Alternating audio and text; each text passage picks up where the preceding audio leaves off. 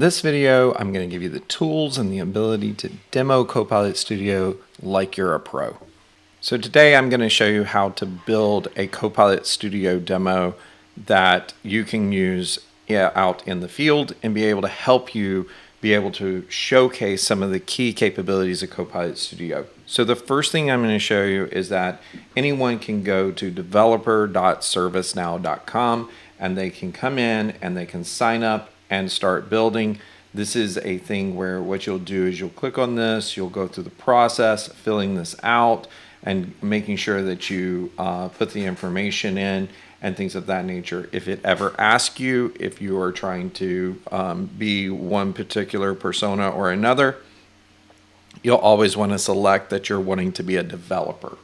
Now, once you have your developer account set up with ServiceNow, you're going to be able to log into that particular environment, and you'll have a button here that says request instance. So you'll click this button to request an instance. I typically choose the latest version.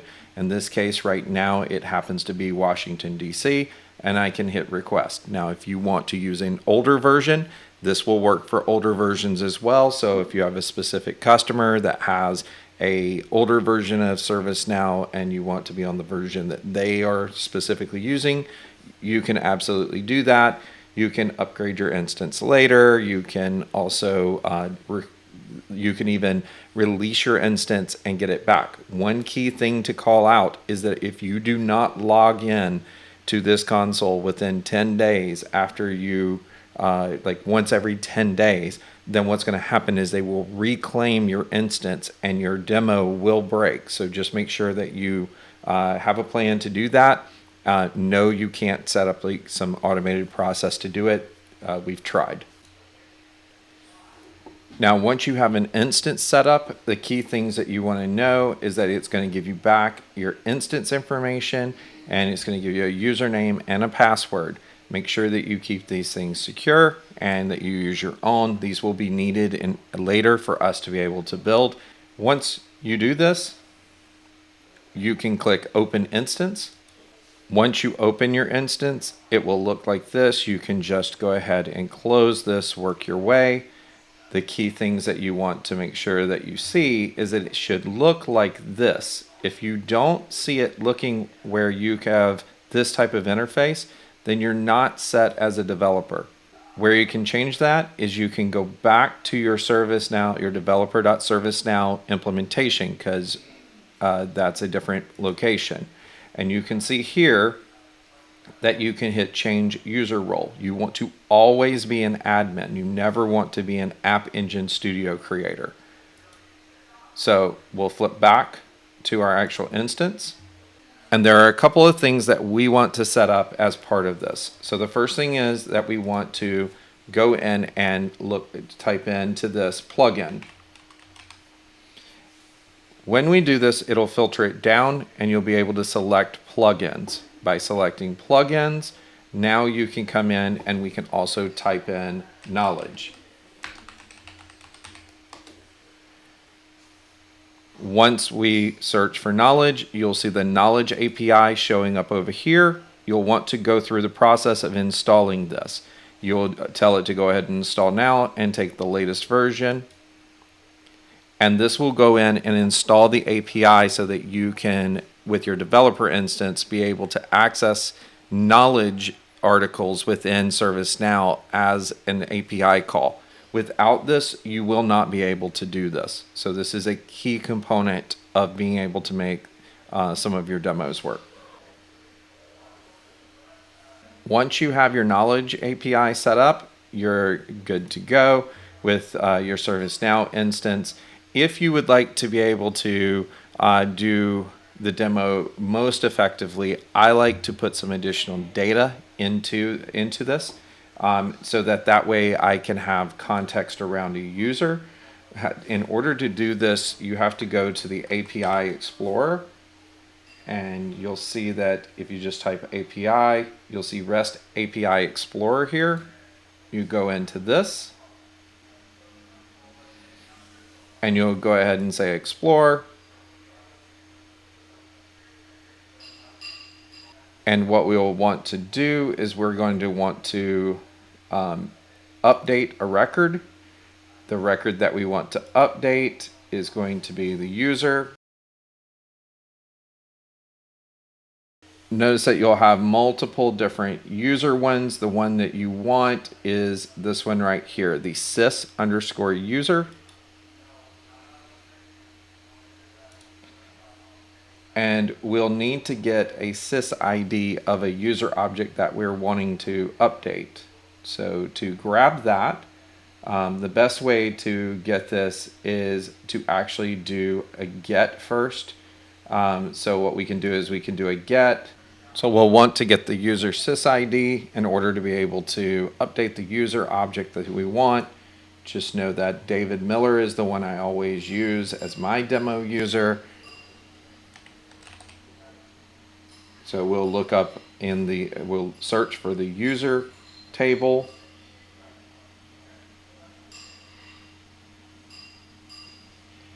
Under sys user.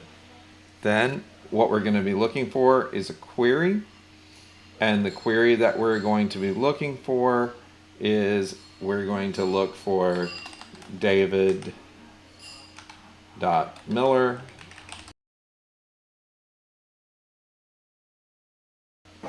And we'll send this in, and then this should give us the information on David.Miller. You'll see the sys ID for David Miller here. We'll copy this. And then what we want to do is we want to update David Miller to have some additional data. And so what I'm going to do is I'm going to do a patch, which is an update to it. I'm going to go to that same table, which is a user table again.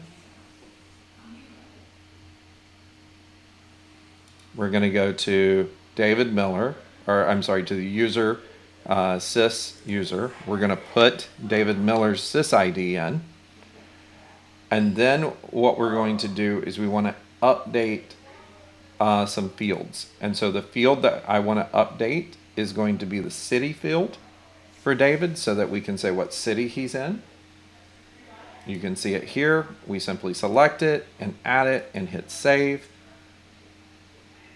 Now that we have city selected in the field, we'll come down to the request body, we'll hit add field, and we'll do user, or I'm sorry, city. And we want the city to be set to a value of Atlanta. If you want to edit and add additional context to David, you can here by adding it here and putting what field you want. For this, all we need is city to Atlanta. We're going to send this in. It's telling you that you're going to modify the data. We want to say OK. And you should get a response that the result is that he's set to Atlanta. Now, if you want to confirm this, then you can go back to retrieve the record. We can come back over here to user.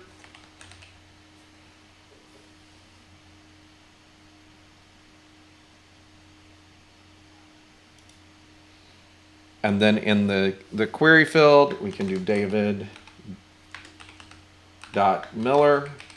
again. And just add, and just send this through, sorry. And once you send this through, you should be able to find the city. And you can see here that the city is now set to Atlanta, which is what you're looking for. So at this point, we have provisioned all the data and everything we need inside of ServiceNow. There's no more things that you need to know about ServiceNow other than a couple of key items. One is going to be that if you're looking for the information on all of his incidents, you can type in incidents. And notice that everyone likes to click on the self-service, but that's not really where it is. What you are looking for is under incident and hit all. And this will give you a list of all the incidents. So when we do our test, we're going to want this incident number right here. So you can click in on it. And this will give you that information on this incident. So you can see here, I'm going to go ahead and copy this off so that I have it so that you don't have to come back to this. And here is all the information on this particular incident. If you want this incident to have different information in it or things like that, you can modify it here if you would like. If you want to change the information or where this is, the impact, the state, and things of that nature. So, or even the description of the incident and things like that. So depending on how you feel like you want to do that, you can do it, and then you can hit update and you have updated the record. So other things to be aware of is that if we click here and we look at knowledge, notice again, self-service knowledge is not what you're looking for here. What you're looking for is you're looking for knowledge, and you want to see all the different knowledge articles. And you'll notice here that these are all your different knowledge articles that are available to you. Now, I personally have found that if you just go back up to knowledge and just go to the home page of knowledge,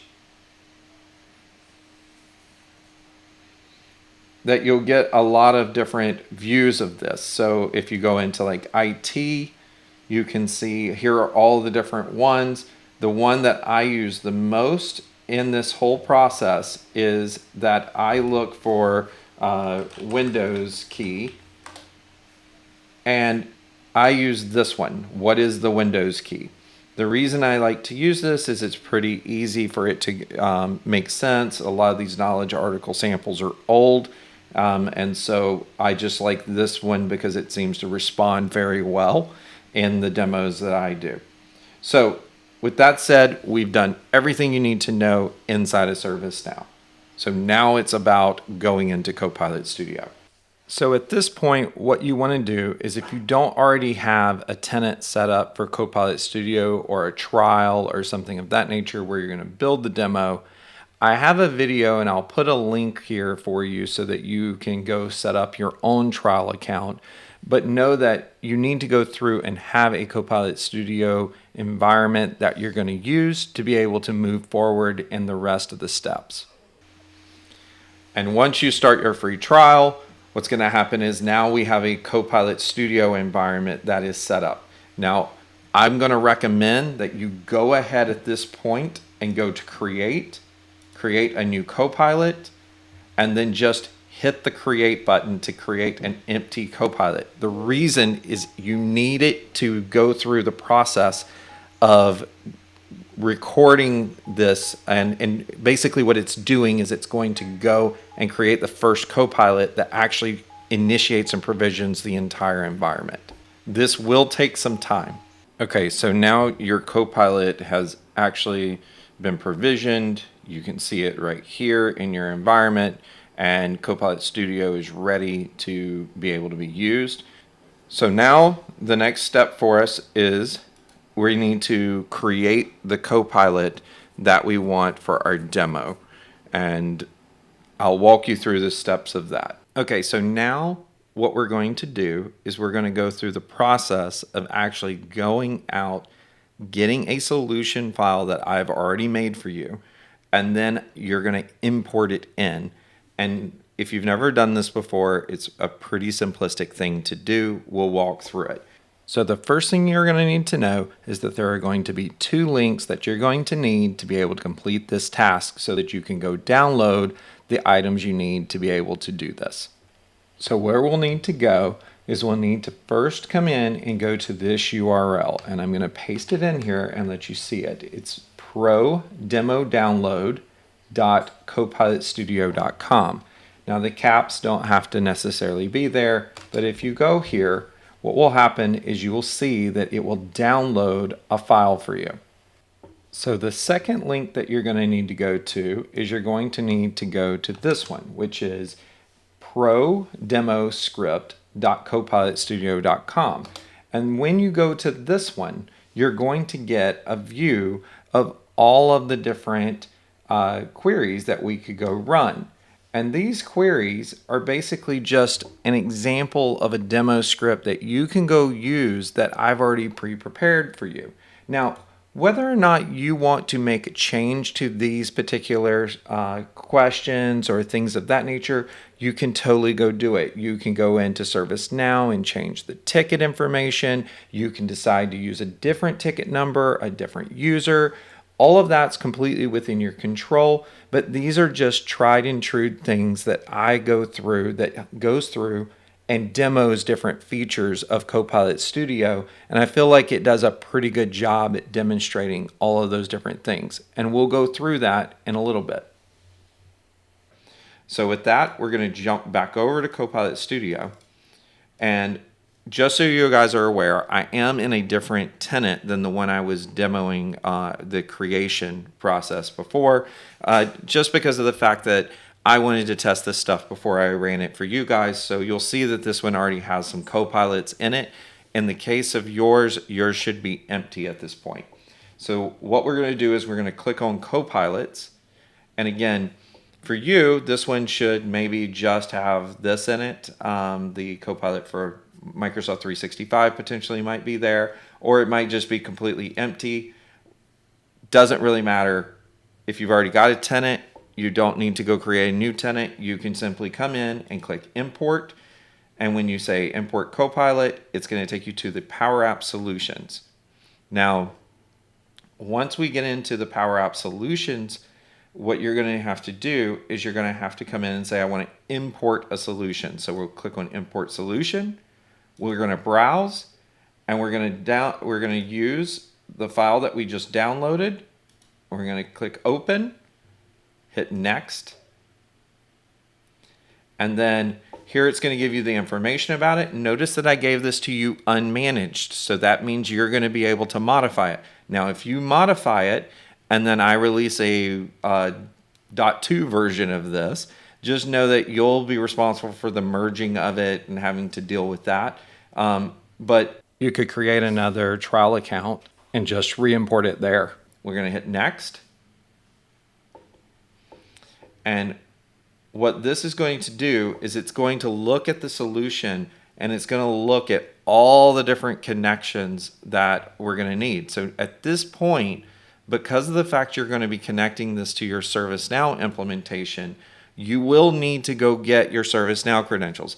Again, I'm going to enter it in so that you can actually see me doing it. Yes, it will have a user ID and password, but this will be destroyed before you guys get the video. So what I would tell you is first start with the bottom right here, just click create. And this is for the weather component. And you'll notice that it didn't ask me for anything there. And then we're going to need to connect our ServiceNow connection. And in the case of the ServiceNow connection for me, I'm just going to put in what you need here, leave it at basic. Your incident or your instance is going to be the instance that you instance URL from the ServiceNow admin console, and then or in your developer account, and then we're going to have admin as the username, and then we're going to put in our password here, and we'll populate this here. All right. And you'll see here that we can go ahead and click create. Now, while this is actually creating, I'm going to show you where in ServiceNow to go get this information if you don't know where it is. The answer is inside of your ServiceNow developer instance. You'll come in, you'll click on your little name up here, and then you'll go to manage instance and password. And this is the URL. Here's your username and here's your password. And again, like I said, this environment I'll destroy before the video comes out. So don't worry that you saw that. And you can see now that everything is connected inside of this. So once you've got all green check marks here, you're going to click import. Now, once it goes through to import, it's going to sit here for a minute. It's going to take it a little while to do this import because it includes like documents that I've uploaded and all kinds of different topics and everything that we've built. So this may take a minute. So I will speed up the video so that you don't have to wait for it. Okay, now you can see that the implementation has been imported successfully. I'm going to go ahead and close this, and you'll also see down here that it came in 42 seconds ago with the right version. You'll see my name on it most likely because I'm the publisher of it. And now we can switch back over to Copilot Studio. And when we switch back over to Copilot Studio, what you're going to notice is that here we don't actually see it. The reason you don't see it is you need to refresh your browser. So if you're on a PC, you can F5, or you can just refresh on a Mac. And what this will do is it'll reload the console here. And once it reloads, you can see now we have this new one called Employee Assistant. Okay.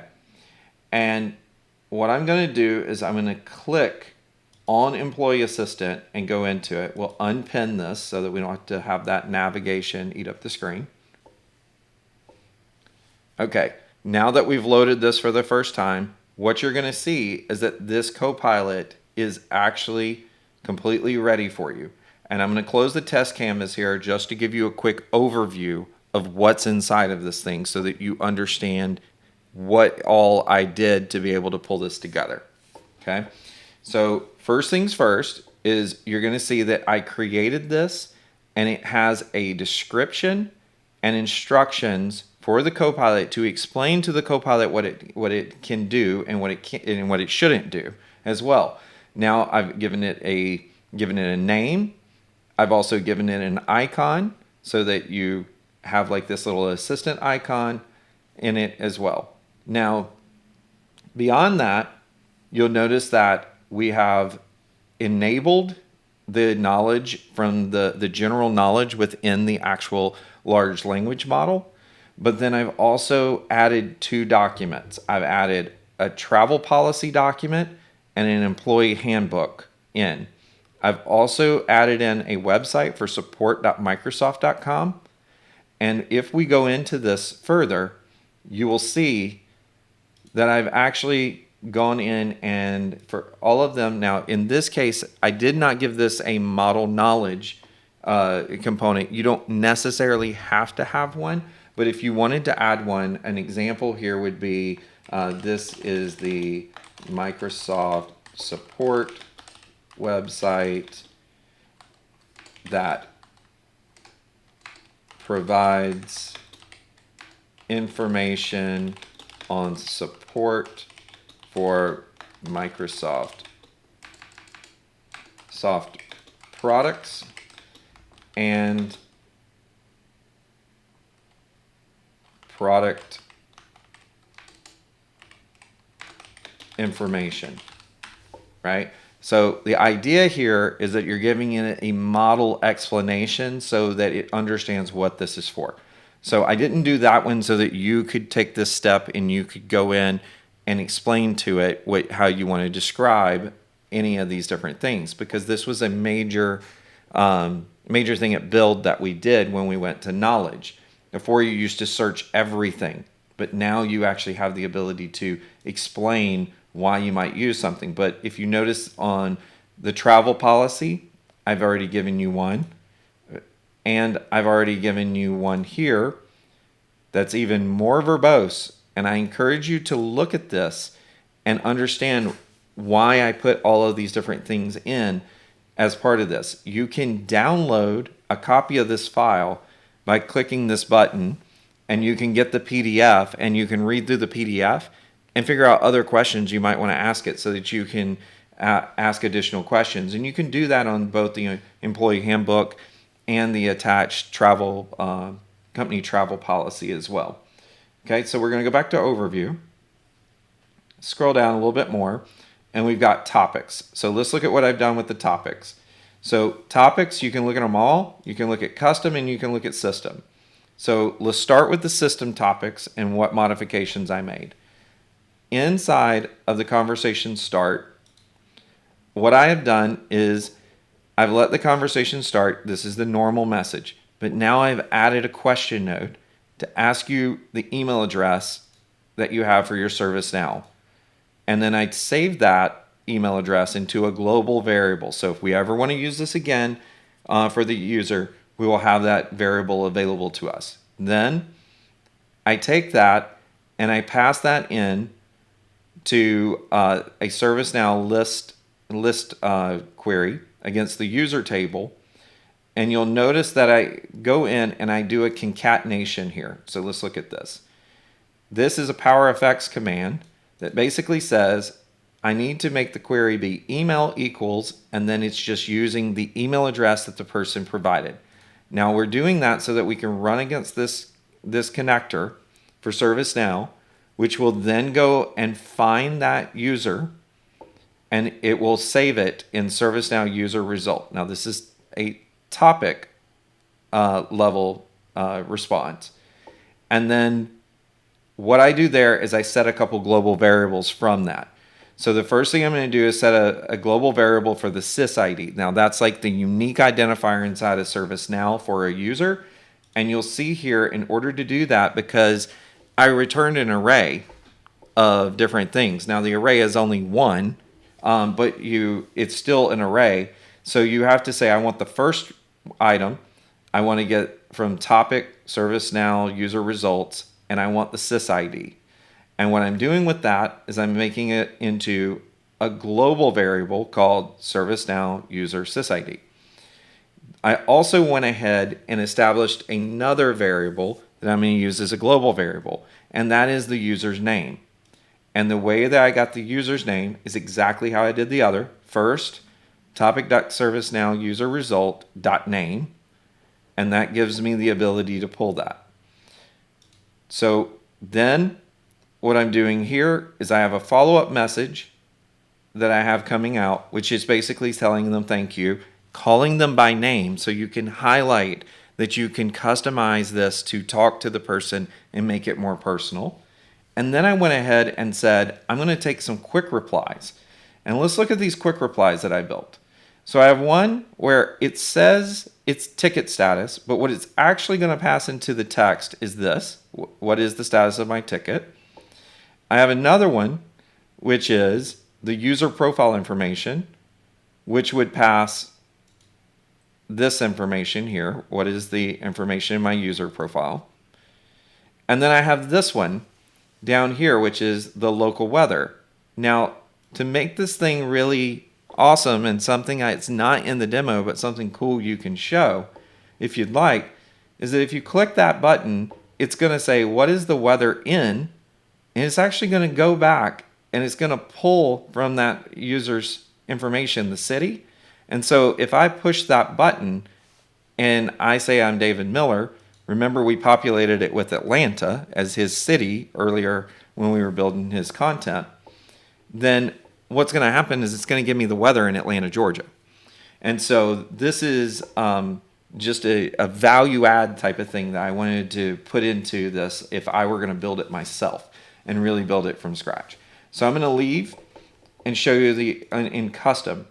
I also created a custom topic, and in this custom topic you can see that this is set to trigger to be able to find the user's information about a ticket number that they want, to look up the status of the ticket. Now inside of this I am doing a concatenation here, going to a plugin action. So this is not a connector, this is an action. And the formula that I have here is concatenate number equals, and then topic.incident number. Now, those of you that have used Copilot Studio might be asking yourself, wait a minute, where did you get the variable of topic incident number? Well, the way I did that is I go into into details. And if you look at the input, I created a variable input that will dynamically get the right data, and then it's going to basically look for an incident number, and I give it a description, and I even give it an explanation of the format, of the regex format that I'm expecting it to come back. So by doing that, now I didn't have to author a question node. If I provide the information in the original statement, if I ask what is the ticket number, or what is the status of ticket number, blah, blah, blah, blah, it's going to answer the question. If I just say what is the status of my ticket, it's going to ask me for a ticket number. And it will automatically generate a question that will ask for the ticket number. So I don't have to author that as a a node within the conversation. All right, so let's go back to our overview. And let's go down to this last piece, which is going to be our actions. And in our actions, we've got numerous actions. So let's look at the actions themselves. Notice that in the trigger, some of these are being triggered and some are not, which leads me to a setting that has to be set. So the setting that has to be set is I went into generative AI here and I turned on the generative preview. So all of this is going to work and get orchestrated and allow for follow-up questions and all of that type of stuff happens because I have flipped the switch. So now I'm using a large language model to be able to orchestrate the conversation. In this case, if you want to know the version as of the recording of this video, it is GPT-4o on the back end that is doing this. It will also, so what you're going to see here is these two that say that they're triggered by Copilot. Those are ones that they're not embedded in a topic or something. They are a top level intent and they can be orchestrated to just like a custom topic can. In the case that I said none, that means that that particular one is not orchestrated to. It is just an action that can be used in other places. And so for this one, the incident lookup, that is the actual implementation of an action that I'm using in the ticket lookup. But in order to be able to look up the ticket, I needed to get the ticket number to be able to pass it into this API. So that's why I had to do something before I could do that. Now, if we look at, here we'll look at this one really quick just so that you can see it. And you'll see that I've got Copilot author authentication set on all of these. And the reason I have that is I don't want to use the user's authentication for my demo. I actually want to use the authentication that we set up with our connection. So if you've ever seen this thing pop up that says that you've got some weird thing where it pops up and tells you that you need to connect, but you're like, I already had a connection, it's because you haven't set this. It defaults to user authentication, and I set it to Copilot author authentication. You'll also see that this checkbox right here is whether or not it's a top level intent or not. You'll see it's unchecked here. For the others, it will be checked. You'll see that we've got a description of what this thing does, and then you have inputs.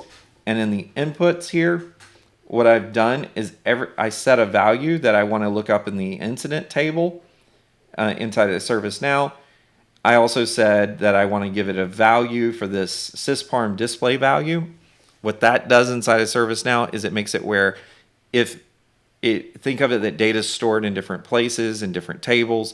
And so what that particular thing does is it will give you these two settings here between these two will literally give you, instead of it giving you back a return value of like 1, 2, 3 or something like that, which is a lookup to another table, it will give you the actual value that is inside the table. So this way we don't end up with unreadable content out of ServiceNow.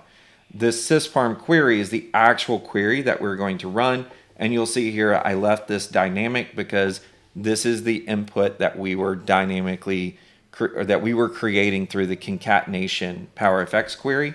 So that leaves it as an open input that I can input data into. So just leave that one alone. We're going to switch over now to the get user info. And the get user info action is again ServiceNow. Notice I've given it a name. I've given it a display name. And then I've given it a very good explanation as to what it does and the kind of data that's inside of it, so that way you can make it where it will orchestrate. So if you decide you're going to start adding additional things or custom pieces of information in, you can just say in here that the customer record includes this type of thing.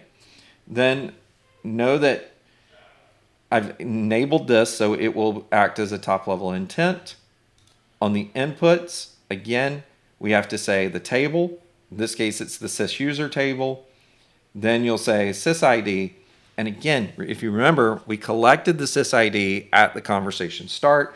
So I just used the global variable for that. Then we go in And you can see here that what I've done is I've also said that I want to set this to true so that I get the full actual values and such. And you have to add these. They don't just come because they're additional inputs. You have to add those if you want them. And then let's look at outputs. Outputs, I've set it to say that I want to respond. I want a dynamic response. Here are all the outputs that are coming back. And notice that I've given a model description for each of these different things so that this way the Copilot understands and the large language model understands what each of these fields do and what they provide. And you can see it took me a little bit of time to be able to go do that. And if you wanted to add ones or you wanted to take them away, you can do that. But I wanted all the data to be there. So like if for some reason I didn't want the email, I can hit delete here and that will take it out of the data set. So there are certain things in like ticket statuses or there's some fields that you probably don't want to be in there. You can do that by doing this. So last one is going to be the weather. So when we added the weather, I just took the default descriptions. I told it Copilot author authentication. It's enabled. We've got inputs that are explained. I automatically set units to imperial. If you want this to be in Celsius, then you change this to C. If then up here, I just tell it what I'm looking for, and this is actually pre-populated for you, so there's really not much you have to do. On the outputs, you say respond to the user after running this action.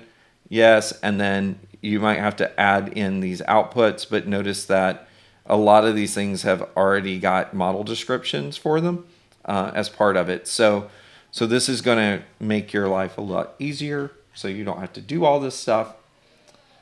And that's pretty much everything you need to know about kind of the setup. As far as the authentication is set on this particular implementation, the security is always by default. Now in Copilot Studio is going to be set to the Entra ID. If you want to make it where you can make this and publish this through like a web chat control so that you can see the demo website, you'll need to move to no authentication, and then that will allow it to be able to publish to the web chat channel and get the demo website. That's up to you guys if you want to do this. I do all my demos primarily in the test canvas. All right. So now, once you've got the information that we had here, remember we have our test script. So what I'm going to do now is I have this on a different screen so that I can copy and paste it in. And what I'm going to do is I'm going to walk you through just testing it and making sure it works for you. So once you've done all of these steps that we've talked about, you should be able to have it go ahead and work for you. And so if you answer the questions and you just follow the demo script that you've been provided, the first thing is we'll have to give it the email address. So assuming my ServiceNow instance is still up, which by the way, it will shut down on you every day. So before you have a big demo, you need to go log into the ServiceNow developer environment and make sure that your instance is up and running. Otherwise, you'll get an error here. Okay. Notice it came back and it answered the question, or it came back and welcomed me and said it's David Miller and everything. And then it's up to you. You can say what's the status of my ticket, but just to show a quick reply, I click on what is the status of my ticket. And while that's going on, I can go ahead and copy the ticket number. But notice here that we generated this question. Again, the dynamic input automatically generating the question. So it found the right place to go and it gave me the question. Notice it even explains what that regex pattern means. And then I'm going to come in and I'm going to put the ticket number in. Okay. Now, what I typically do after it comes back with this is I typically come back and I ask a follow-up question. What is the category of this ticket? And I had something where it didn't do this one 100% earlier today where it asked a disambiguation item here. if you get that, you can disambiguate it and it will continue on. But for the most part, it should just answer this question with the ticket item. So, and then you can see here that inquiry and help is the category of that ticket. So you're demonstrating there a follow-up question on the same question. And notice that it automatically grabbed the ticket number and slot filled it and ran that API query again to answer this question. So now what you do is you switch context. You're going to switch over to what department does my profile say I am in. So this means it's not going to use the other one. It orchestrated straight in, pulled the information about the user that we said we were, and answered the question about the department. And again, we'll ask the follow-up question, what is the city?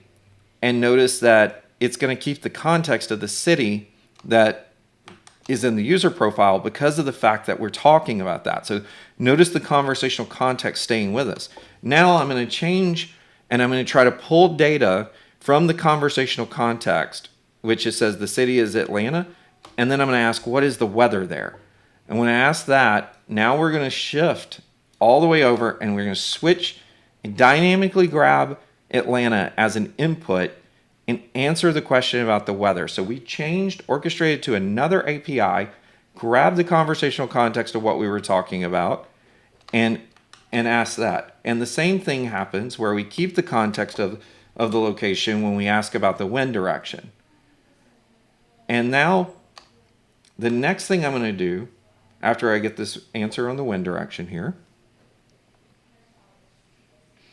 and I'm going to ask a question about some of the knowledge. So we're doing a complete context switch here, and we're going to ask, can I book a first class ticket for my upcoming trip? Well, that's going to go through and it's going to need to go to that travel policy document that we had because it has information about this. And notice that it went and grabbed it. Then I'm going to go and I'm going to ask this question. What are the details of our 401k plan? Now that is in the employee document that we already had, the employee handbook, which talks about benefits and such. And you're going to see it's going to go and grab that. Now you could ask additional questions. You can come up with different ones that you guys want to do, but that's really up to you. So then I'm going to ask the question, where can I find drivers for a Surface Pro 9? And when I ask the question about this, what you're going to see is it's going to come back and it's going to answer this question and give me a link down here to where I can go grab those. Now, the other thing is that what I can also do is I drop in a Spanish question, and the Spanish question is basically asking to say, what's the size of the screen? And notice that it came back and it answered what the size of the screen was in Spanish because it's literally changing and adapting to me based upon what language I'm speaking. So, and then we go through and we say, something like, thanks, that was helpful to end it. And this is just to showcase that we can even do some little chit chat here with the end user. So in this video, we went through building out your ServiceNow test instance from a developer account. We went through from there, we were able to get a hold of an export of a Copilot Studio implementation, and we even gave you a link to the trial and how to set up a trial if you needed to. Once we got that import working, we also had a test script that we were able to go execute, but also we went through all the details of how that thing actually is configured and working, allowing you to see all the different capabilities of Copilot Studio sort of coming together in a demo. Go out and make sure that you figure out how to get your own demo scripts, your own narrative for this. And if you're really interested in a video demonstrating where I do this demo so that you can see how I can do this in 5 minutes, just know that you can just add something in the comments letting me know that you want that. And then please make sure that you guys go out and like and subscribe to my channel if you want more videos like this, as well as you can go try Copilot Studio at aka.ms/trycopilotstudio.